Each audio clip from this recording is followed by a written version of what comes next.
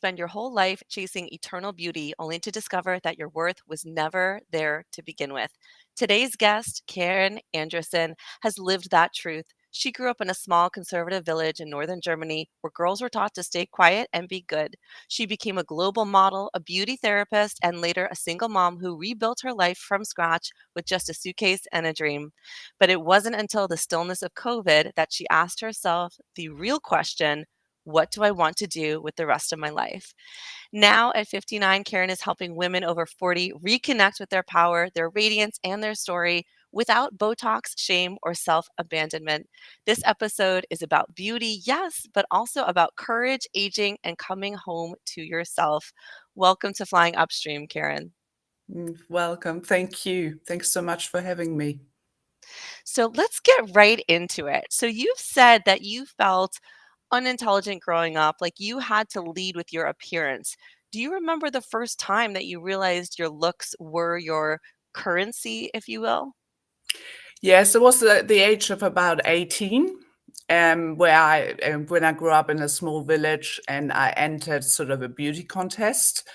And from there, it kind of went on and on and on. I went to Milan, I went to Hong Kong, I traveled the world, and it was so much, really about outside appearance, because at that time, my look was in. And but then I soon realized when there's someone else coming, different color hair or just different kind of look, it changes rapidly. And I thought, even then, slowly, wow, this is really, really sad that you judged just by the way you look and not who you really are.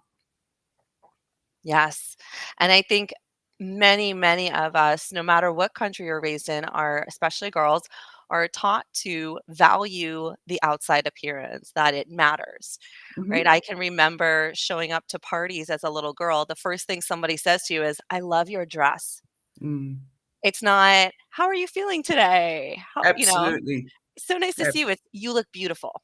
It's Mhm. always, and although it is a positive comment and we think that is good, it's nice to hear, certainly, but it is always a focus on the outside appearance.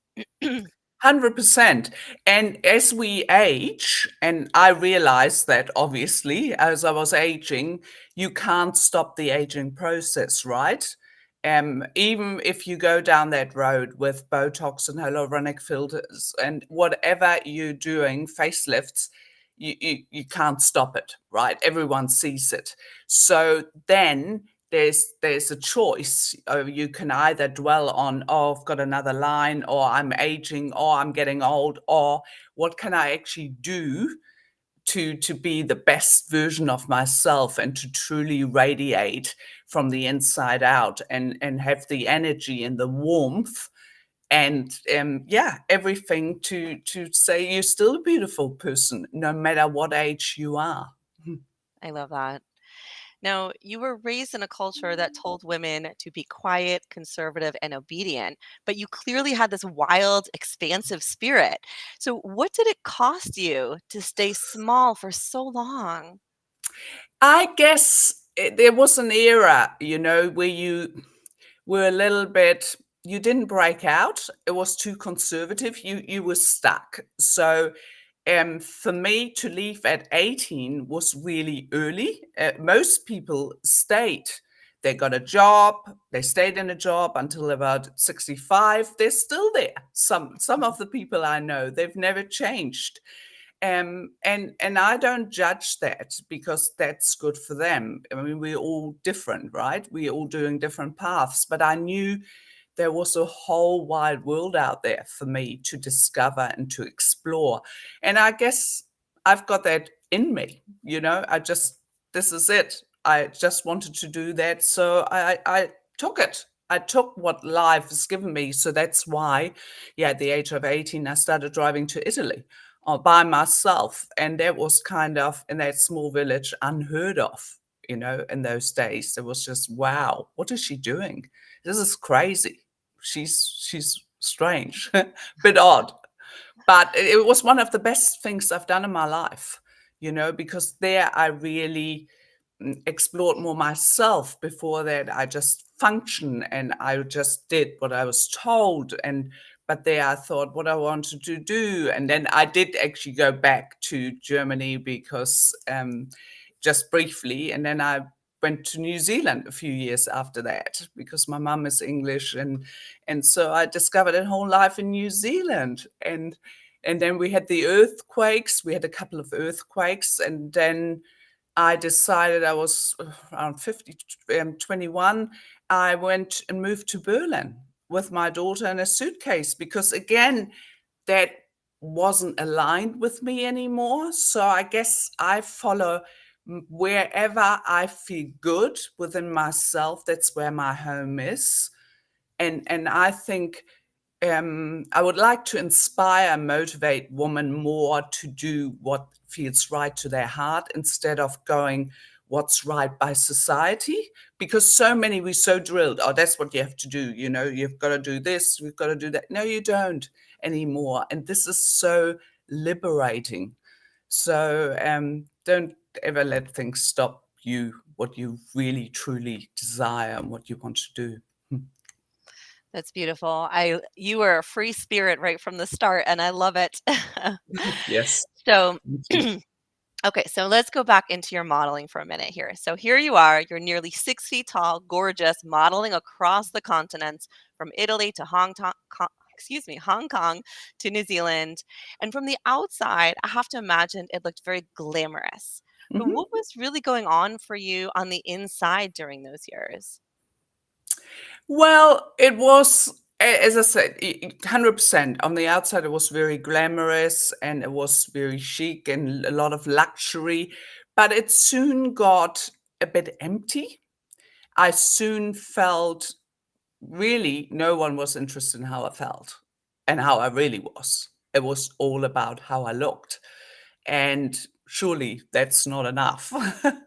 And so, therefore, I actually stepped away from it. I wasn't then all of a sudden, I started doing that. I was climbing the ladder, and then I realized, as I say, there was another girl with darker hair and different features and different looks. So she took my place, and not because who she was, it's just purely how she looked. And it's the same with me. And I thought, I don't really want to be part of this anymore. This doesn't align. This is not healthy. This doesn't feel good anymore. I can understand that. And after this, I know you found beauty therapy. And I'm curious to know, was it a way for you to help others feel beautiful, or were you still searching for your worth through this service? No, I actually did beauty therapy before I started modeling because I was always interested in skin, and I was interested in looks because I had it. I had the looks. So that was something, and I guess beauty therapy was also, I wanted to help someone. I could make a difference of making their skin look better, making them feel better, but it was also there. It was more a service. And that's when I then rediscovered later on that's what I wanted to do. So I did beauty therapy afterwards, and truly helped and served people in general. That's amazing. That's amazing. And I want to switch gears for a moment here to shift to a huge moment in your life in 2011, the earthquake in New Zealand. And this is pretty significant. So what shifted for you in that time of chaos and instability? Um, it shifted for me like how fragile life really is. I mean, I lost people that I was close to in the earthquake. I saw things, we rebuilt the city that took years and years, and what it did to people. And I believe, anything like war or any tragedies in people's life can either bring the best or the worst in them. There isn't sort of a middle ground, and there was a lot of chaos and there was a lot of uncertainty here, and it was just so, so sad and awful. So I stayed until about 2014 helping, thinking, will I stay? Will I live? continuous living here in this city, or will I move, or what am I going to do with my life? And I looked at my age and thinking, okay, I believe this will take 8 years to rebuild, and it kind of did. So in 2014, I decided to move, to go to Berlin and just start not really a new life, but I get away from something I have got no control over. I had no control how long it will take to rebuild the city. I had no control over how long it will take for people to heal, to lose their bitterness that everything went on with the insurance, and yeah, and losing people. It was just a really, really stressful and difficult time to be here. So that's when I left, and I stayed away for nearly 8 years before I came back to New Zealand. That's beautiful. I First of all, my heart goes out to you. I can't imagine how Mm.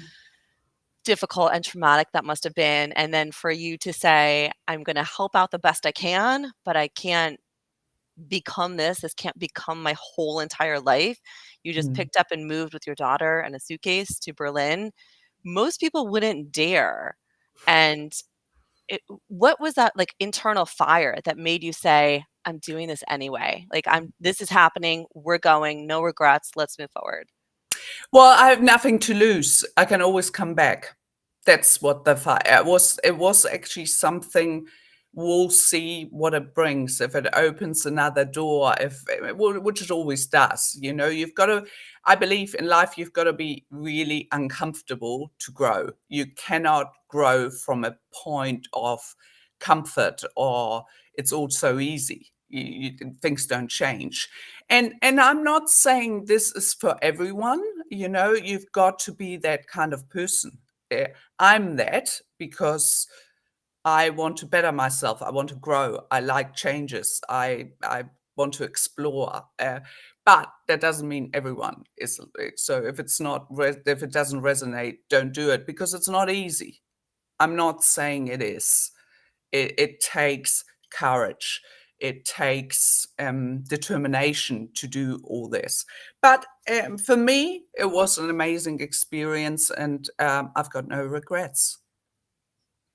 As you should have none. That's great. Yes, I, I agree wholeheartedly. I had a similar, not quite as extreme, but experience when I moved from the East Coast of the US to the West Coast.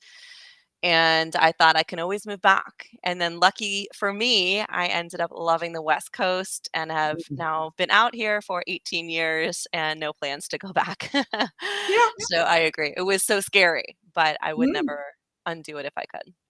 Yes. Oh, it is hugely scary. And I mean, I didn't have a job. I didn't have a flat. I had money when I went to Berlin, but nothing else. So the security was, as I say, I could always come back to New Zealand. There was a backstop.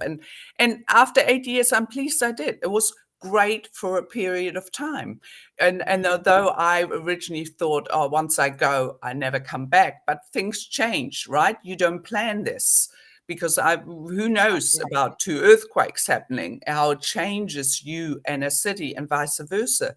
So that's another thing. I believe we've got to be really flexible and not so rigid in our thinking. What we do, it doesn't mean for the rest of our lives. Things change, things become fluid, and that's okay. Absolutely. And what I appreciate about your story, Carin, is that you are really embodying something that I try to, which is letting go of situations, either emotional or physical, that no longer serve you. And Hmm. so for you, when you moved to New Zealand, you had a great reason to go there. You enjoyed your time there, but then at some point, it wasn't what you needed in your life anymore. And you were able to pick up and move to Berlin. And then you were in Berlin for a while until that wasn't what you needed anymore. And you keep moving on. And so many people just are not able to recognize that point when it becomes unhealthy to stay in a situation that was once good for you. And so I really Yes. appreciate that you're in tune and you're actually able to take the next step. Mm. Yeah, Wow. I think, as I say, I do think it's too important, and there's not enough time in your life to be so unhappy. You know, we all go through so many things. I mean, I've just lost my dad, you know, all of a sudden across the world. I didn't have a chance to say goodbye to him because I couldn't fly there in time, which is so heartbreaking. And then I went to India, and then I lost my access of my Facebook page, something I built for years and years and years. It was straight after that. And I thought, oh my God, can it actually possibly get any worse? And then I thought, hang on, Carin, just be so grateful that I'm here, that I'm healing, that I can rebuild. I've got my health.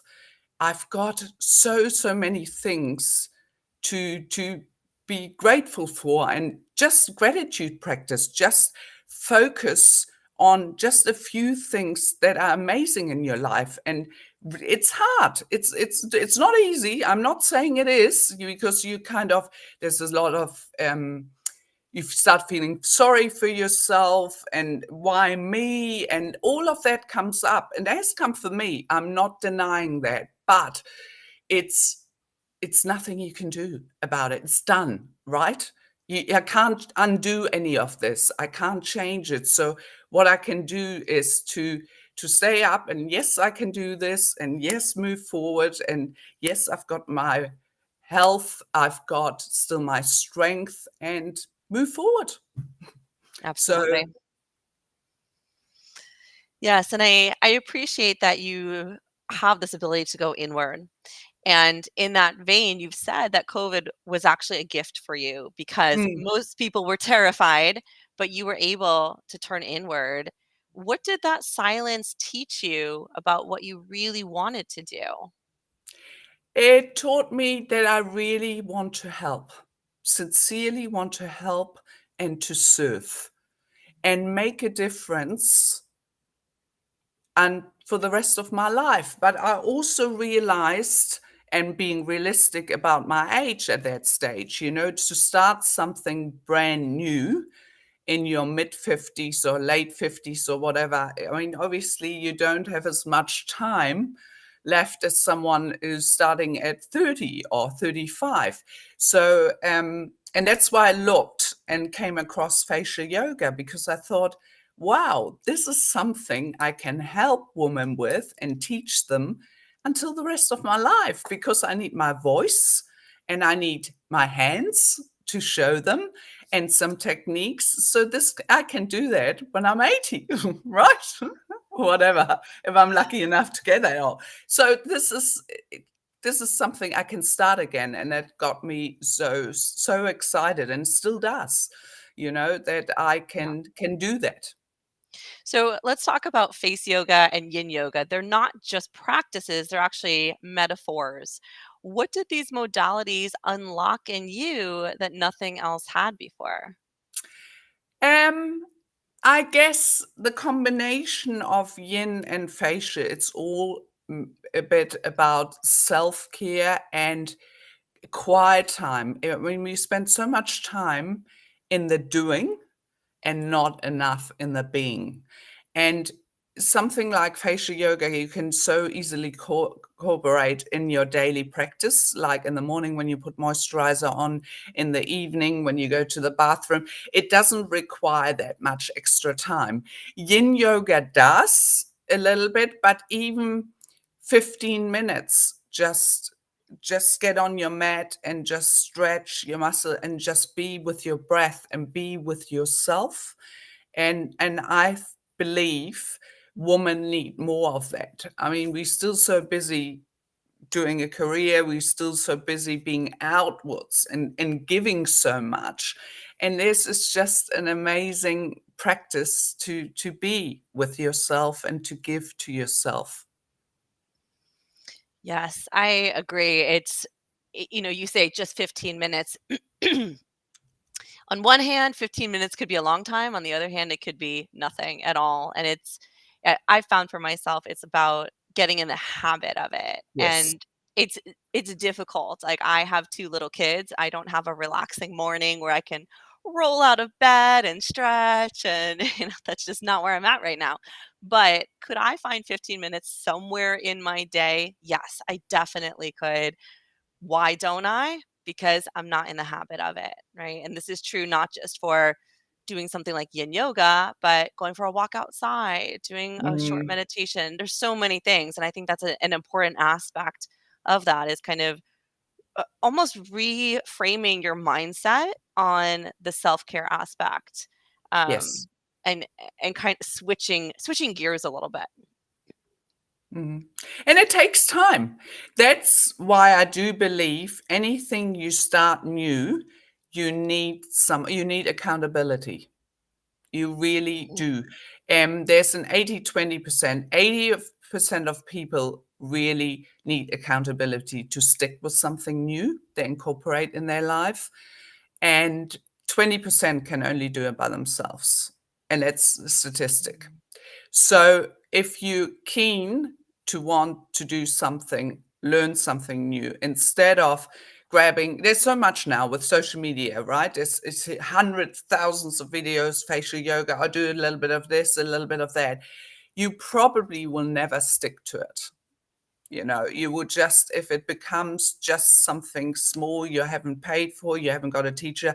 And that's what I do in my program. You know, I do care, and I do believe you need to report back to me, and you need to be in touch at least for a period of time, 4 weeks, 5 weeks, to really get into the habit and say, oh yeah, no, I can feel actually the difference. I can feel, and then later you can see the difference. I didn't realize how much tension, tightness I've got in my facial muscles, for example. All our emotions are shown on our faces. that is true.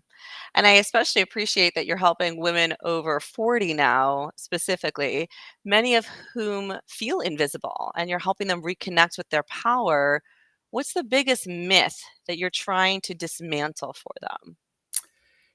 Is to stop worrying about aging so much, how you look from the outside, and focus more what's going on inside of you, because that's what you will radiate, and that's what the most attractive part of you is your smile, what you say, if you're sincere, if you say what you do, all these sort of things that is comes from the heart. And it doesn't matter how old you are. I mean, I met a woman the other day, and she would have been in her 80s or 90s. She was one of the most beautiful women I've ever seen in my life. And Oh, she was lined. She had all wrinkles, but she had this energy and this kindness about her that I thought, wow, that's someone I really want to be with and I want to connect with.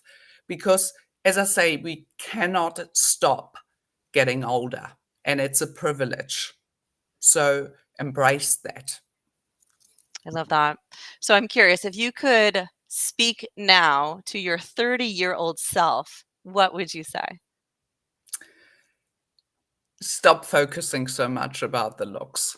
Stop. Okay, look after yourself. It's fine. I mean, I'm wearing makeup. It's like, feel what's good for you, but don't make this your main focus in your life. Just Mhm. um, do what feels comfortable, but don't think you just work more about how you really truly feel from the inside. I love What that. makes you happy? So What inspiring. motivates you? What inspires you? Exactly. And live more of that, and the rest, well, it's a package, right? Yep, that's beautiful. All right, Karen. Well, we are winding down here and we have one last question for you. So, speak directly to the women listening right now who feel too old to start over, too invisible to matter, too tired to try again. What does that woman need to hear right now? You're never too old. You're never too old to start. What makes you old, if you got truly that desire in your heart, but you're not doing it, because then you will feel resentful, then you will feel like I should have, could have, would have. Try. And if you fell, you felt, and if you don't have the energy anymore to do it, then that's okay too, but at least you've tried. I believe that's really, really important. If it comes from your passion and from your heart, do it. Doesn't age shouldn't stop you. Amen. I love that.